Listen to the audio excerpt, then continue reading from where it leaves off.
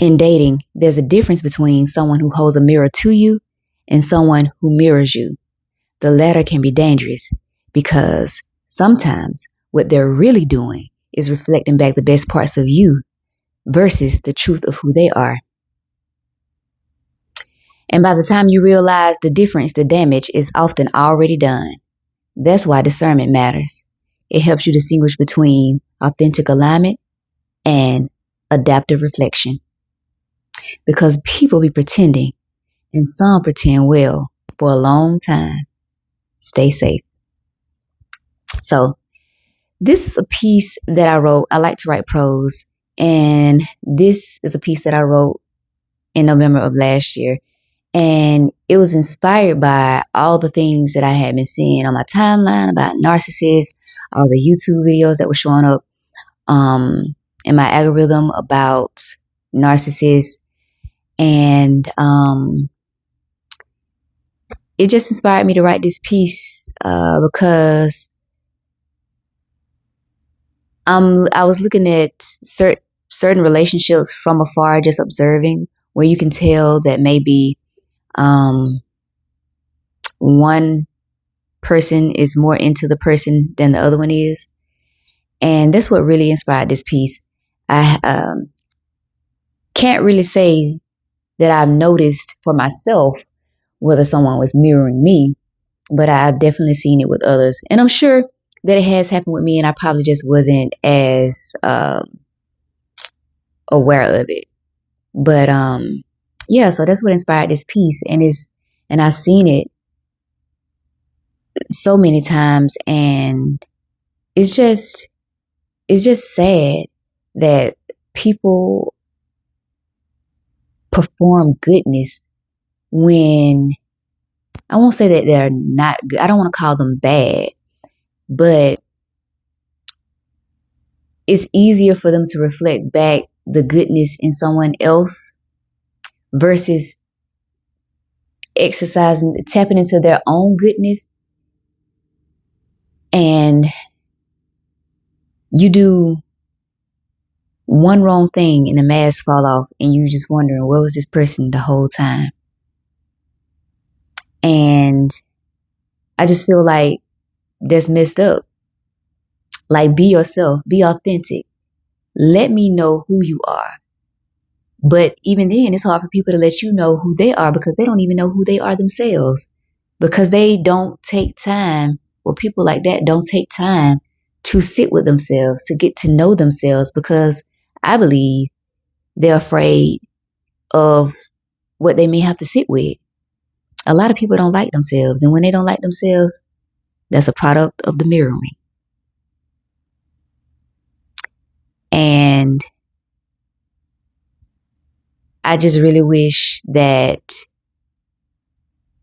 people weren't afraid to do the work and get to know themselves, so that they wouldn't have to mirror people to connect. And they do it to connect, but it's not even real connection because it's fake. The grounds that it's built on are not real. It's not real. Is not real. Okay. So I just been thinking about that, and that just brings me into the next thought that I have been having or sitting with over the last few days, about why I believe some people are afraid to hold accountability and own it. And I think it's because a lot of people feel like if they have to be accountable to something, that it makes them wrong or bad. But that's shame telling you that you're wrong or bad. Accountability is not blame. It's so much around that when I think about it. Like, a lot of people, I feel like, well, myself personally, and I think a lot of people who are emotionally intelligent too, for the most part, I think that if someone can come to you and they can say to you, you did this, it hurt me, and they're telling the truth about what you did, regardless of what your intent was for whatever action you took, and you're willing as an emotional intelligent person, emotionally mature person, to recognize the impact of it without invalidating what the person feels. Because you don't necessarily have to see the situation the same way the person who's telling you that you hurt them does, but you still can validate it and you still can be accountable for the impact that you caused.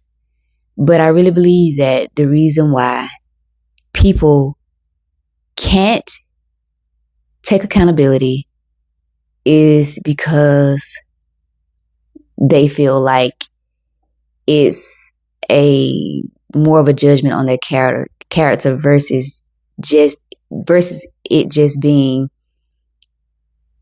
a tool that strengthens connection. And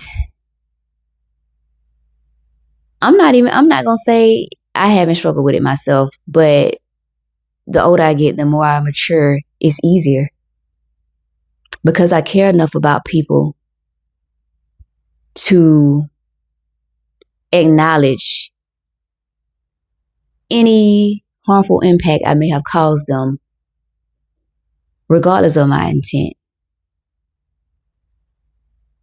I care about that more, and I care about being in connection with people more than I care about my ego, and more than I care about performing being someone who cares versus actually being someone who does care.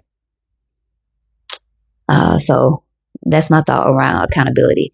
And I know it kind of seemed like I'm just jumping from thing to thing to thing to thing, but I just decided that tonight, instead of pressuring myself or forcing myself to show up and stick to one particular topic, I would just talk about some things that come naturally for me. And it's still a way of recognizing patterns that keep us stuck, which is what this page is for. So that slides me into the third thing that I want to talk about. And this one may be, it may be touchy, a little unpopular for people, but it's another prose quote that I wrote, like maybe at this point, maybe 2 years ago, if not a year and a half ago. It's been a minute. But the quote was, I believe that people have the ability to love unconditionally, but I believe that love can still be conditional. And by that I mean, it's a lot of things that came to mind when I wrote that. First, the two thoughts that inspired that quote was one, thinking about situations where two people may be in a relationship and one person is carrying all of the emotional weight and the emotional responsibility, the emotional intelligence, and the emotional maturity in the relationship, and the other person doesn't really care to do the work to grow. So they manipulate the other person who's constantly growing and evolving and who's emotionally mature by saying, oh, if you have to bring up an issue with me, or you have to bring up an issue with something that I've done or did to you, then you can't accept me for who I am. You don't love me unconditionally. And that's not true. But some people will fall for that manipulation tactic and will continue to accept bare minimum treatment, will continue to diminish themselves for the sake of keeping the connection and appeasing the other person who's not willing to do the work. But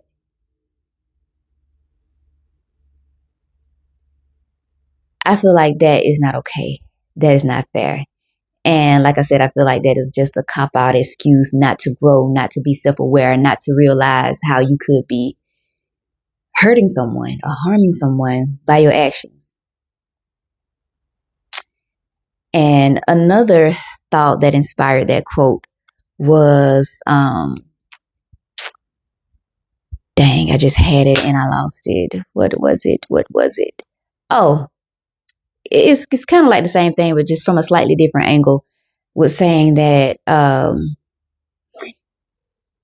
if someone decides to finally leave because they just can't take the disrespect, the harm, or whatever the case may be, whatever, that's contributing to a negative impact and causing this person to really not feel good about themselves, whenever they reach that point and they finally leave, and then it comes up again, the manipulation tactic, and the person can say, oh, you didn't love me unconditionally. That is where the condition was met. When I say, love has conditions, that is where the conditions was, how I'm trying to say it. I guess that is the way to say it. That's what the condition was met to terminate the love you are now getting from me. I can still love you, but the love that I was giving you, you no longer have access to that because you didn't care about how you treated me and my well-being. Oh, I like how I just thought through that. I like, but yeah. So that's another post quote I did. I had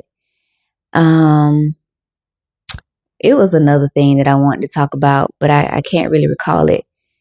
But yeah, I really wanted to do that tonight because for me, I'm always telling myself that I am a better writer and a better thinker than I am a speaker. But I realized that I can be as good of a speaker as I am a writer and a thinker. I just have to speak about the things that I write and think on and just continue to practice it. And that will make it better, easier for me. So I know that this conversation is more inward and I'm talking about me, all the things that I am doing to become a better speaker and what has inspired my thoughts. But it's inward. It started inward, but now I'm sharing it outward because I know the people that are connected to me, the people who will find me here on this YouTube page will be able to relate with everything I say. So even though it's an inward conversation, I'm sharing it outwardly so that if it resonates for you, then you can take what you need and leave the rest. And I think that's a good point to stop and end this video on. And tomorrow I probably will come back with providing more context around my thoughts and the prose that I have written. Dig a little bit deeper into those things. But yeah, that was just a little snippet of probably what I'm going to start doing more of here on this channel. Until, I feel pulled to do otherwise. Yeah. Because I want this to be easy for me, and I want this to be, at the same time, be meaningful and helpful, or